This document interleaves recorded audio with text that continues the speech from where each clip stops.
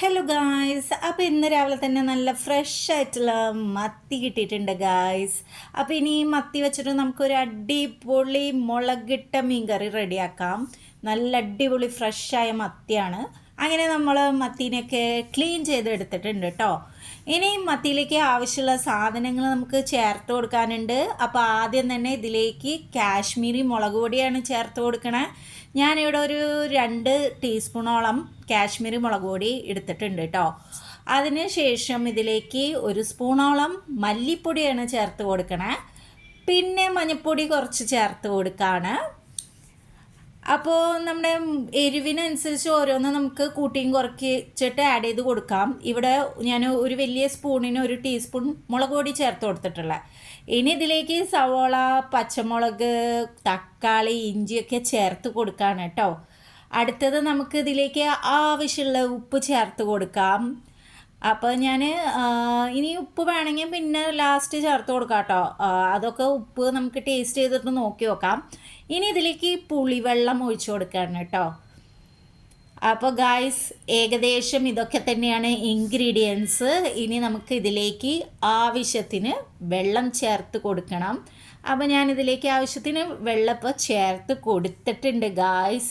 ഇനി നമുക്ക് ഒന്ന് ജസ്റ്റ് മിക്സ് ചെയ്തെടുക്കാം. അപ്പോൾ ഗായ്സ്, ചെറിയ മത്തിക്കാണ് ഏറ്റവും ടേസ്റ്റ് കൂടുതൽ കേട്ടോ. വലിയ മത്തിയുടെയും കാട്ടി അടിപൊളി ടേസ്റ്റാണ്. കറിയായി വരുമ്പം നല്ലൊരു സ്മെല്ല് തന്നെയായിരിക്കും കിച്ചണിൽ ഉണ്ടാവണേ കേട്ടോ. അപ്പോൾ ഇനി നമുക്ക് അടുപ്പത്ത് വെച്ച് കൊടുക്കാം കേട്ടോ. അപ്പോൾ ദേ നമ്മുടെ മീൻകറി ഇങ്ങനെ തിളച്ചുകൊണ്ടിരിക്കുകയാണ്. അപ്പോൾ ഗായ്സ്, നിങ്ങൾക്ക് ചെറിയ മത്തിയാണോ വലിയ മത്തിയാണോ കഴിക്കാൻ ഇഷ്ടം എന്ന് ഒന്ന് കമൻറ്റ് ചെയ്ത് പറയാം കേട്ടോ.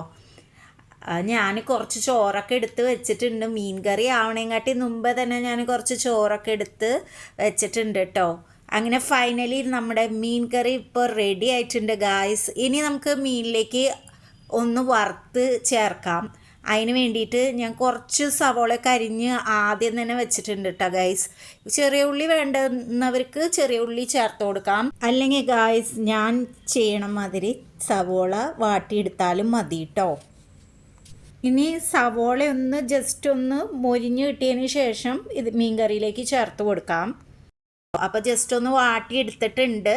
ചിലർക്ക് നല്ലോണം വാട്ടിയെടുക്കാനാട്ടോ ഇഷ്ടം. ഞാൻ ജസ്റ്റ് ഒന്ന് വാട്ടിയെടുത്തിട്ടുണ്ട്. ഇനി നമുക്ക് ഇത് മീൻ കറിയിലേക്ക് ചേർത്ത് കൊടുക്കാം കേട്ടോ. അപ്പോൾ അടിപൊളി ടേസ്റ്റി ആയിട്ടുള്ള നമ്മുടെ മത്തിക്കറി ഇപ്പോൾ റെഡി ആയിട്ടുണ്ട്.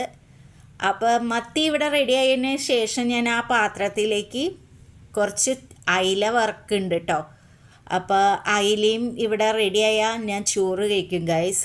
അപ്പോൾ എല്ലാവരും ട്രൈ ചെയ്ത് നോക്കുക. ഈ വീഡിയോ ഇഷ്ടമായാൽ ലൈക്ക് ചെയ്യുക. അതുകൂടാതെ അടുക്കള സ്വാദ് ആദ്യമായിട്ട് കാണുന്ന വല്ല കൂട്ടുകാരുണ്ടെങ്കിൽ ഒന്ന് സബ്സ്ക്രൈബ് ചെയ്യാനും മറക്കരുത് കേട്ടോ.